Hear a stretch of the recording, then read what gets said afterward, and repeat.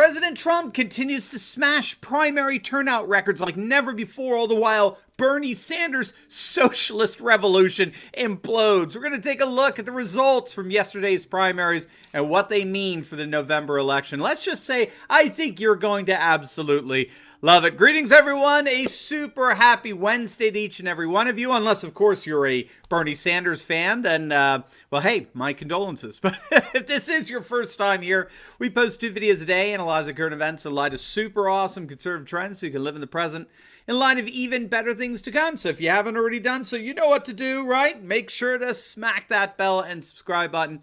It'll be an absolute privilege to have you as a regular part of this channel as we together each and every day have the wonderful privilege of celebrating the inevitable collapse of globalism and the unstoppable rise of a new conservative age. Now, before we get into the amazing turnout records, unprecedented with Trump and along with the colossal collapses of the Sanders socialist revolution, make sure to download your free gift, which we put together just for you. We're calling it our Fake News Antidote.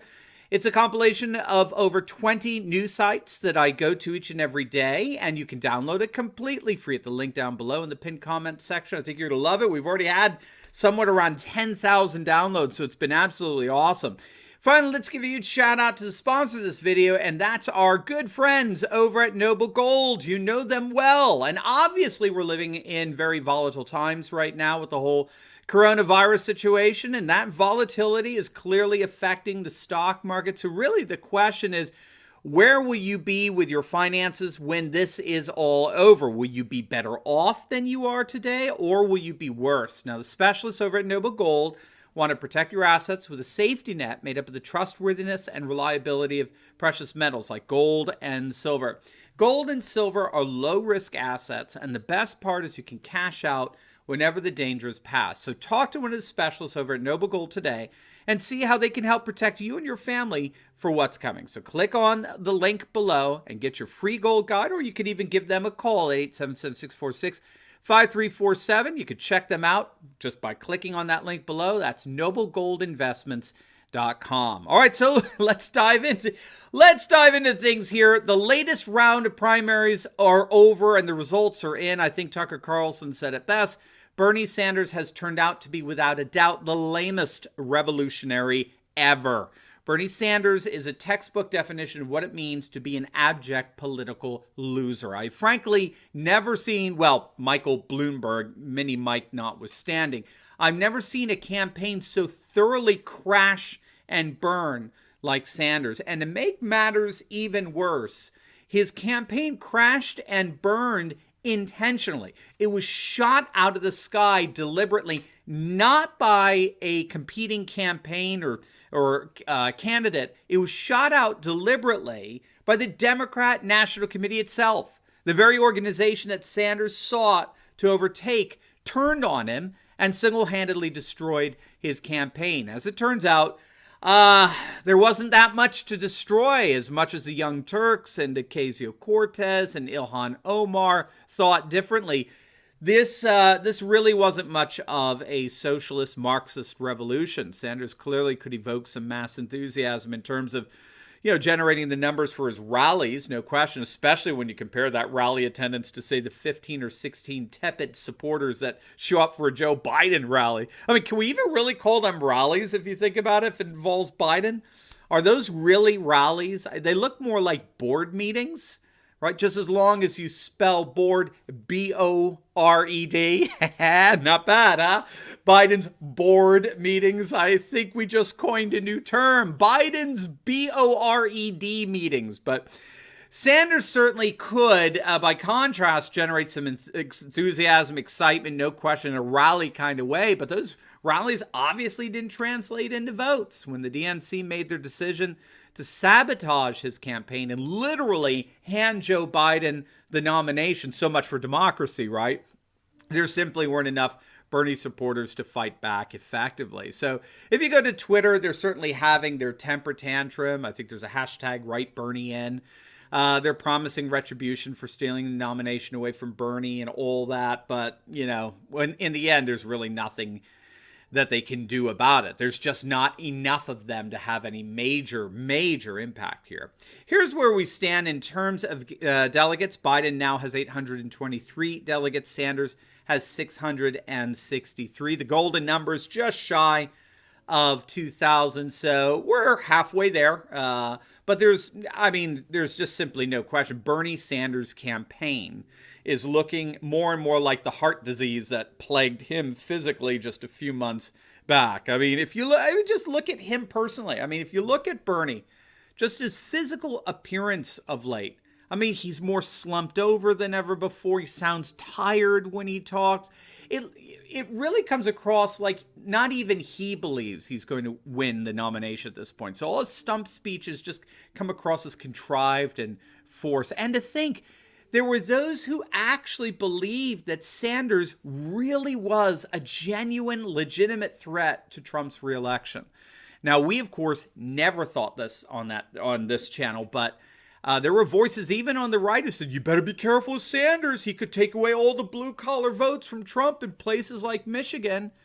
And then what happens? A thoroughgoing, establishment-backed neoliberal wins the state's primary overwhelmingly in a landslide. So Sanders clearly has about 30 to 40% of the Democratic Party behind him, but that's about it. And I would reiterate, that's literally about it. Had he faced Trump, we're talking Trump winning with a landslide proportion, the likes of which we perhaps had never seen up till now. Which is a great segue to what I think was the real news of the day. And that's President Trump continued to break incumbent records like we've simply never seen before. Again, the fake news media is doing everything it can to bury this stuff. They're hiding it from you. That's why you need to download our free fake news antidote right at the clicking on the link below. You're going to love it. President Trump is smashing incumbent primary voting records seriously, literally, like simply has never been done before. You're gonna have to let these numbers hit you. You ready for this? In the Michigan primary last night, okay? You ready?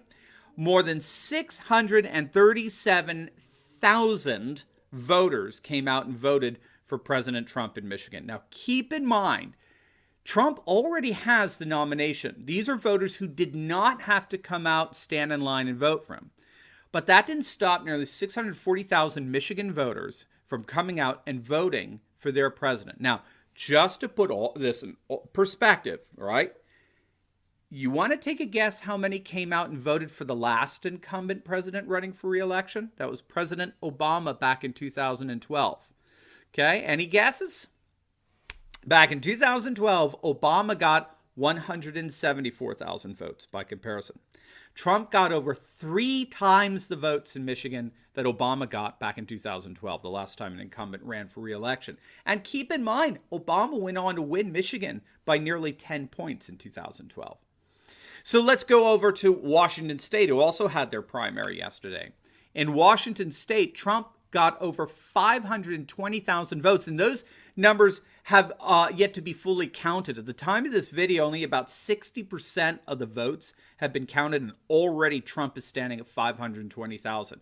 By comparison, the declared winner of Washington, Bernie Sanders, he had just over 300,000.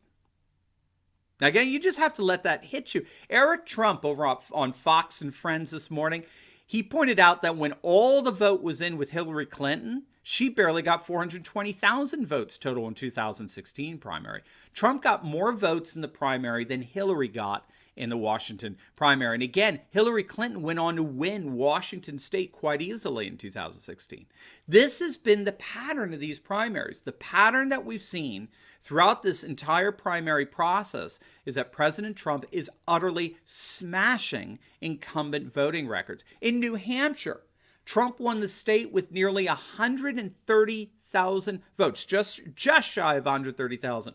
The last time an incumbent won in New Hampshire, which of course is Obama in 2012, the vote total was 49,000.